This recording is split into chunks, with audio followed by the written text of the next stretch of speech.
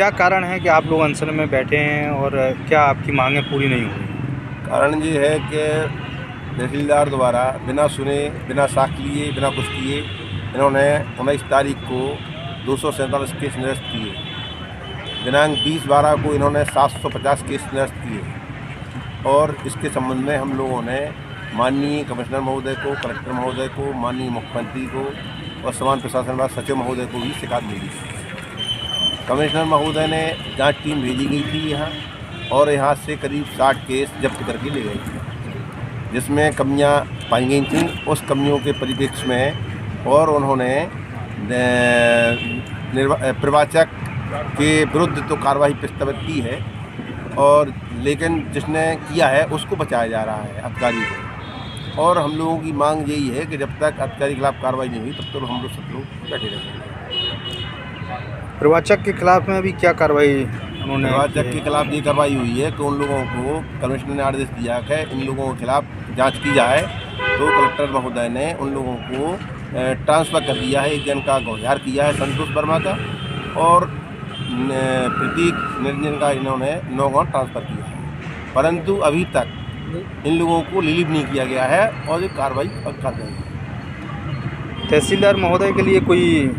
आदेश नहीं हुआ? अभी तक नहीं हुआ है, केवल विश्वास है, जांच कर रहे हैं। अभी माननीय मुख्यमंत्री खजुराहो आए थे तो वहाँ भी ज्ञापन दिया गया था और माननीय अपने सांसद जी हैं केंद्रीय मंत्री वीरेंद्र जी खटीक को भी ज्ञापन दिया था। मित्रों, मैं Vashishtha Narayan Shrivastava news MP live से आपके लिए बताना जा रहा हूँ कि जो वर्तमान में जिला छतरपुर की तहसील छतरपुर न्यायालय तहसील में रंजना यादव मैडम के विरोध में कुछ अधिवक्ताओं के द्वारा अनशन पे और टेंट लगा कर के बैठने की जो मामला आया है, उस मामले को लेकर के मेरे द्वारा जब रंजना यादव मैडम तहसीलदार छतरपुर से बातचीत करना चाहा गया तो उनके द्वारा ये कहा गया कि मैं बाइट नहीं दे सकती हूँ, और उन्होंने फ़ोन पर ही मुझे ये बताया कि जो 750 प्रकरण लंबित थे और जो उनके द्वारा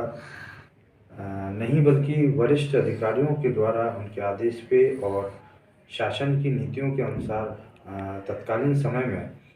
उन्होंने निराकरण 750 लगभग केसों का तत्काल ही किया था। उससे भी कुछ वकील असंतुष्ट थे, लेकिन उन्होंने बताया कि मेरा किसी भी प्रकार का कोई नकारात्मक उद्देश्य नहीं रहा ऐसा करने में, और उसके बाद भी कुछ उसमें से भी कई ऐसे केस थे जो कई वर्षों से लंबित थे। और उनका कहना ये है, ये भी उन्होंने फ़ोन पर बताया कि उन्होंने वर्तमान में भी जो है कई ऐसे मामले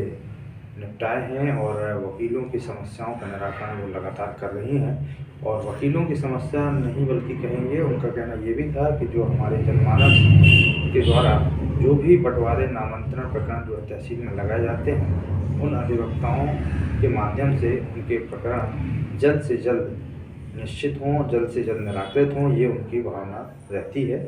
और जो भी वकीलों का गिला शिकवे हैं वो भी वो जल्द से जल्द दूर कर रही हैं और वकील भी अब काम पर लौट रहे हैं, ऐसा उनके द्वारा बताया जा रहा है। और बिल्कुल साथियों, मैंने भी देखा है कि जो वकील अनशन पे बैठे हुए थे तहसील छतरपुर न्यायालय में, तहसील छतरपुर में, तो वो भी अब अपने काम की ओर और उनके जो पक्षकार हैं वो भी काम की ओर जो है और उनसे संतुष्ट हैं। और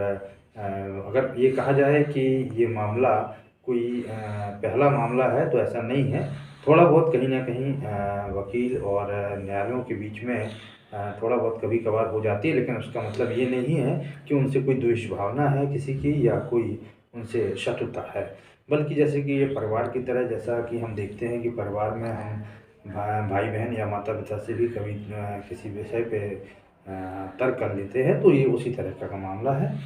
तो साथियों, किसी प्रकार की वकीलों के द्वारा अब जो है कोई अनशन और तहसीलदार महोदय छतरपुर रंजना यादव मैडम के द्वारा भी किसी प्रकार की कोई भी गलत या जो है वकीलों के और जनमानस के अनहित में कोई कार्य नहीं किया जा रहा है, ना ही